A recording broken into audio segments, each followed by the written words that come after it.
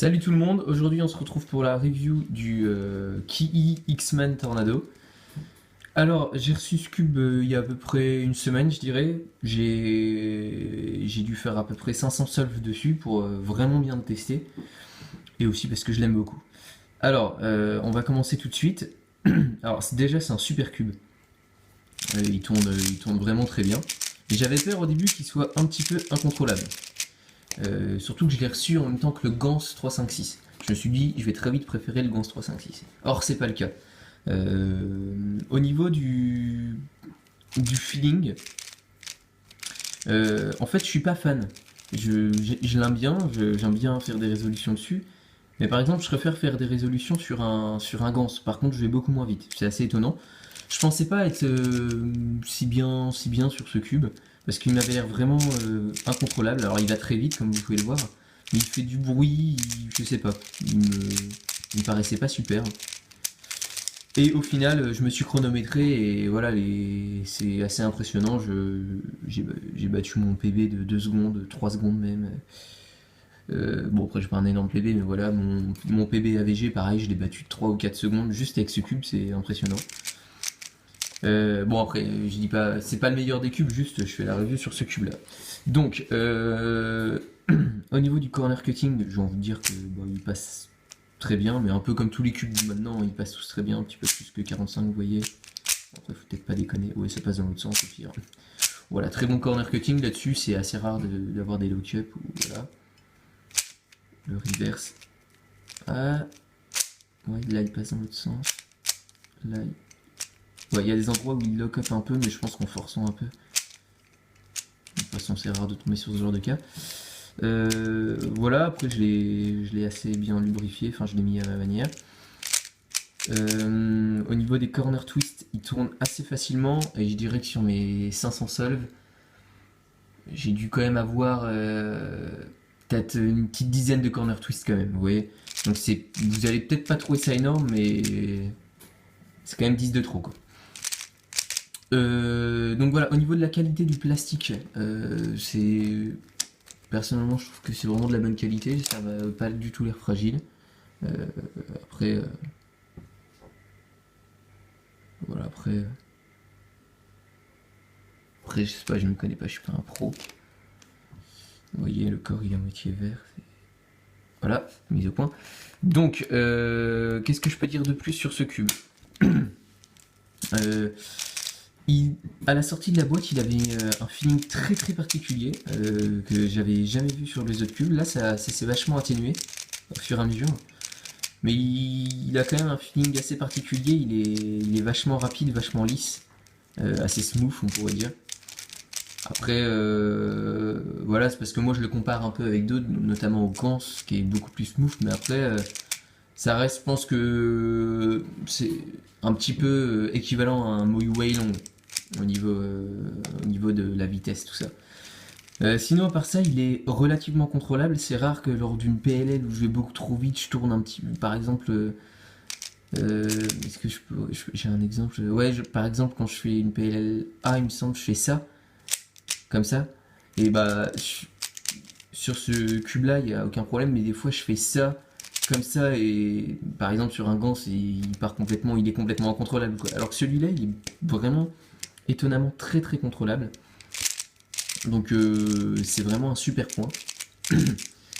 Euh, voilà, je sais pas si j'ai grand chose à dire de plus.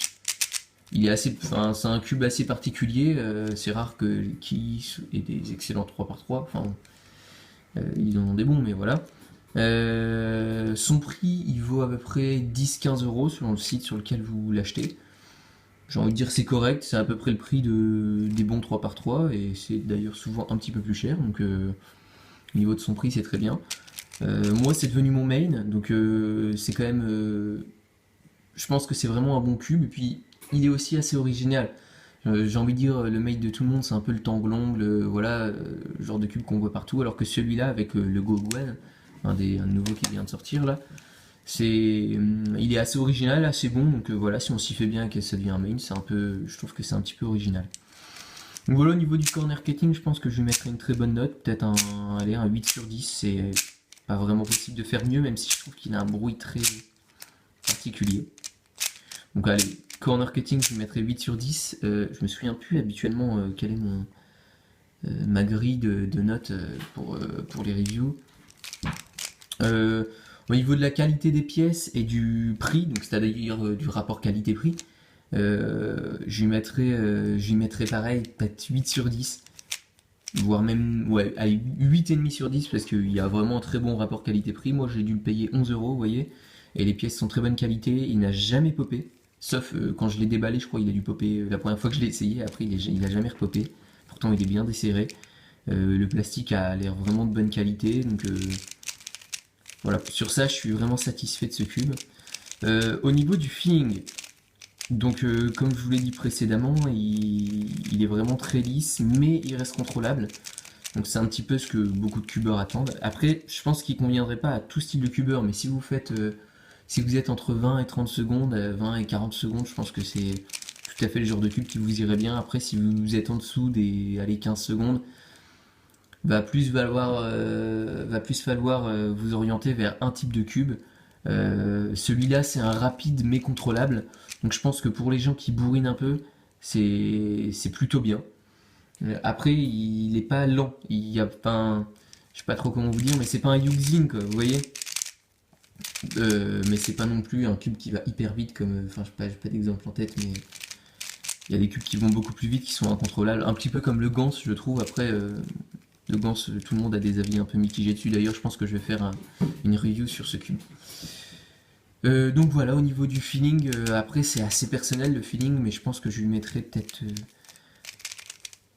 7, parce que il a pas non plus un feeling assez bon. Je trouve qu'il a un bruit qui me convient pas trop, et c'est assez important, je trouve, le bruit. Enfin, ça peut paraître un peu ridicule de noter un cube sur le bruit qu'il fait, mais moi je trouve que c'est assez important. Après, au niveau de son design et tout ça, il est quand même vachement original. Bon, ça reste un 3x3, mais vous voyez, vous voyez là autour, il a des formes un petit peu originales. Sinon, au niveau des stickers, c'est des stickers un peu banals. Parce que, enfin, ils se distinguent bien. Vous voyez le orange du rouge. Il n'y a pas de souci. Je peux peut-être vous le mélanger pour que vous voyez.